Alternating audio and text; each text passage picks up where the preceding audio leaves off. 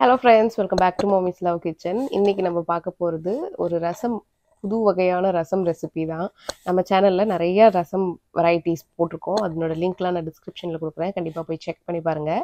இன்றைக்கி நம்ம பார்க்க போகிறது பொள்ளாச்சியில் ரொம்ப ஸ்பெஷலான ஒரு ரசம் வைப்பாங்க. அதுதான் தேங்காய் பால் ரசம். அது எப்படி நம்ம சூப்பராக செய்யலாம் அப்படின்றத பார்க்கலாம் வாங்க. இப்போ நம்ம தேங்காய் பால் ரசம் வைக்கிறதுக்கு ஒரு பவுட்ரு அரைக்கணும். ஒரு மிக்ஸி ஜாரில் ஒரு டீஸ்பூன் மிளகு, ஒரு டீஸ்பூன் சீரகம், ஒரு டீஸ்பூன் தனியா. இது எதுவுமே நம்ம வறுக்கல, அப்படியே பச்சையாக தான் அரைக்க போகிறோம். அடுத்து ஒரு கொத்து கருவேப்பிலை, உங்கள் காரத்துக்கு ஏற்ற அளவுக்கு காஞ்ச மிளகா 1 இல்லை 2 கூட நம்ம சேர்த்துக்கலாம். இப்போ இது எல்லாத்தையும் போட்டு நல்லா ஒரு ரொம்ப ஃபைனாக வேணும்னு அவசியம் கிடையாது, கொஞ்சம் குறக்குறான்னு இருந்தால் பரவாயில்ல, அந்த மாதிரி ஒரு பவுடராக அரைச்சிக்கோங்க.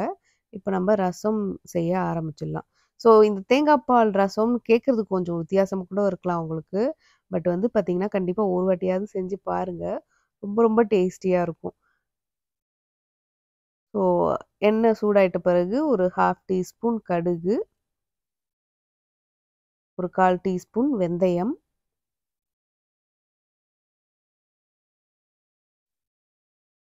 திரும்ப கொஞ்சம் கருவேப்பிலை சேர்த்துக்கலாம். அப்புறம் ஒரு 4 பல்லு பூண்டு, அதை நல்லா தோலை எடுத்துட்டு நல்லா இடித்து வச்சுக்கோங்க.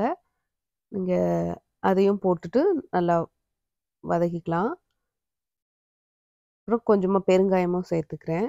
ஸோ ப்ராசஸுமே பார்த்திங்கன்னா ஆல்மோஸ்ட் வந்து சேமாக தான் வரும். 1, 2 இன்க்ரீடியன்ட்ஸ் மட்டும் கொஞ்சம் நம்ம மாற்றுற மாதிரி, அதாவது புதுசாக ஆட் பண்ணுற மாதிரி இருக்கும். பட் ஃப்ளேவர் ரொம்ப நல்லாயிருக்கும். தேங்காய் பால் வந்து பார்த்திங்கன்னா கொஞ்சம் ஹெவியாக இருக்கிற மாதிரியானது. ரசம் வந்து பார்த்திங்கன்னா ஈஸி டைஜஷனுக்கு உள்ளது. ஸோ 2த்தையும் மிக்ஸ் பண்ணி பார்த்து சாப்பிட்டோன்னு வச்சுக்கோங்களேன், டேஸ்ட்டு நிஜமாகவே வித்தியாசமாகவும் இருந்துச்சு. நம்மளுக்கு வந்து ஒரே சாப்பாடு சாப்பிட்டு சாப்பிட்டு போர் அடிச்சுன்னா கண்டிப்பாக ஒரு நாளைக்கு நம்ம இப்படியும் மாற்றியும் செஞ்சுக்கலாம். ஸோ இப்போ நம்ம வந்து பச்சை மிளகா சேர்த்துருக்கோம். அடுத்து கட் பண்ணி வச்சுருக்கிற வெங்காயத்தையும் சேர்த்துருக்கோம். ஸோ பச்சை மிளகா இந்த தேங்காய் பால் ரசத்துக்கு கொஞ்சம் ஜாஸ்தியாக போடுங்க. அதனோட ஃப்ளேவர் அண்ட் டேஸ்ட்டு அந்த ரசத்தில் இன்னும் நல்லாயிருக்கும், அந்த காம்பினேஷன் நல்லாயிருக்கும். இப்போ வெங்காயம் வதங்கிட்ட பிறகு ஒரு தக்காளி, அதையும் கட் பண்ணி நம்ம சேர்த்துக்கலாம். ஸோ யூசுவலாக நம்ம ரசத்துக்கு வெங்காயம்லாம் போட மாட்டோம் இல்லையா? பட் இந்த ரசத்துக்கு வெங்காயம் போட்டோம்னா இன்னும் நல்லாயிருக்கும்.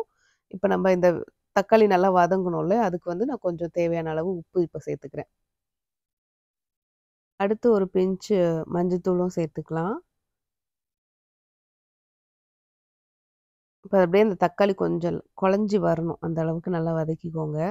ஸோ அதுக்கப்புறம் வந்து நம்ம இந்த ரசத்துக்கு ஒரு 2 பேர் சாப்பிட்ற அளவு ரசத்துக்கு நம்ம ஒரு 1/2 கப் அளவுக்கு தேங்காய் பால் சேர்த்துக்க போகிறேன் நான். ஸோ அது வந்து நீங்கள் நார்மலாக தேங்காவை அரைச்சிட்டு தண்ணி விட்டு கொஞ்சம் வெதுவெதுப்பான தண்ணி விட்டு அரைச்சிட்டு அதுக்கப்புறம் அதில் பால் பிழிஞ்சு எடுத்துக்கலாம். ஸோ நான் வந்து ஒரு முதல் பால் இருக்குல்லையா, அதுவே நான் 1/2 கப் எடுத்திருக்கேன். இப்போ நம்ம அரைச்ச அந்த ரசம் பவுடர் இருக்கு இல்லையா, அதையும் சேர்த்து நல்லா வதக்கிக்கலாம். ஸோ ரசம் பவுடரில் நம்ம எதையுமே வறுக்கல, வதக்கல.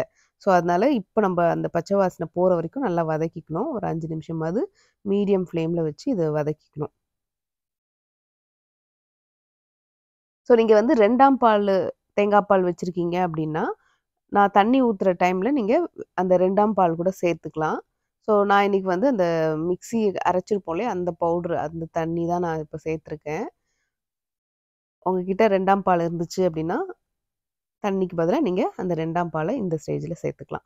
ஏன்னா 2ஆம் பாலுன்றது வந்து பார்த்திங்கன்னா உங்களுக்கு கொதிச்சாலும் திரிஞ்சு போகாது. ஸோ அதனால நீங்கள் அது இருந்துச்சுன்னா இந்த ஸ்டேஜில் சேர்த்துக்கோங்க. இல்லை அப்படின்னா நல்லா திக்கு பால் தான் வச்சுருக்கீங்க அப்படின்னா, வெறும் தண்ணியே இந்த ஸ்டேஜில் நீங்கள் சேர்த்துக்கலாம். ஸோ தண்ணி ஒரு 2 கப் அளவுக்கு நான் ஊற்றிருக்கேன்.